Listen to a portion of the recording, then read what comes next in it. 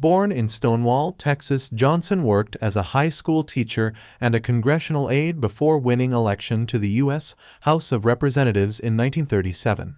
In 1948, he was controversially declared winner in the Democratic Party's primary for the 1948 Senate election in Texas and won the general election. He became Senate Majority Whip in 1951, Senate Democratic Leader in 1953, and Majority Leader in 1954. In 1960, Johnson ran for the Democratic presidential nomination. Ultimately, Senator Kennedy bested Johnson and his other rivals for the nomination before surprising many by offering to make Johnson his vice presidential running mate. The Kennedy-Johnson ticket won the general election. Vice President Johnson assumed the presidency in 1963 after President Kennedy was assassinated. The following year, Johnson was elected to the presidency in a landslide, winning the largest share of the popular vote for the Democratic Party in history and the highest for any candidate since the advent of widespread popular elections in the ʻlɪndən. Johnson's Great Society was aimed at expanding civil rights, public broadcasting, access to health care, aid to education and the arts, urban and rural development, and public services. He sought to create better living conditions for low-income Americans by spearheading the war on poverty. As part of these efforts, Johnson signed the Social Security Amendments of 1965, which resulted in the creation of Medicare and Medicaid. Johnson made the Apollo program a national priority, enacted the Higher Education Act of 1965, which established federally insured student loans, and signed the Immigration and Nationality Act of 1965, which laid the groundwork for U.S. immigration policy today. Johnson's stance on civil rights put him at odds with other white, Southern Democrats. His civil rights legacy was shaped by the Civil Rights Act of 1964, the Voting Rights Act of 1965, and the Civil Rights Act of 1968.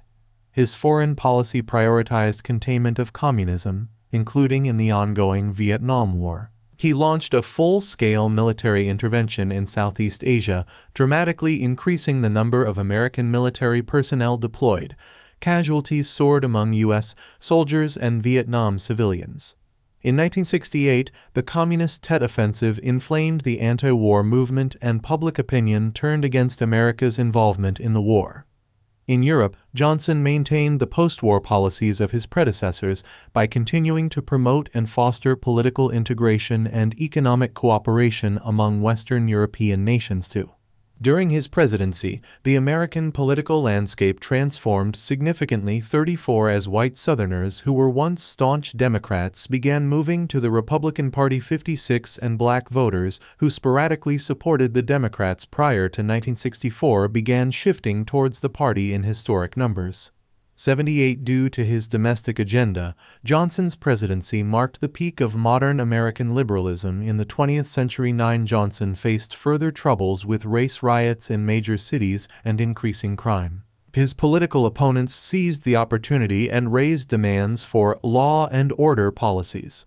Johnson began his presidency with near-universal support, but his approval declined throughout his presidency as the public became frustrated with both the Vietnam War and domestic unrest. Johnson initially sought to run for re-election. However, following disappointing results in the New Hampshire primary, he withdrew his candidacy. Johnson returned to his Texas ranch, where he died in 1973.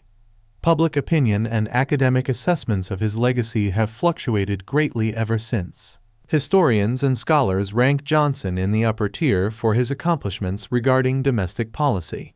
His administration passed many major laws that made substantial changes in civil rights, health care, welfare, and education. Conversely, Johnson is strongly criticized for his foreign policy, namely presiding over escalated American involvement in the Vietnam War.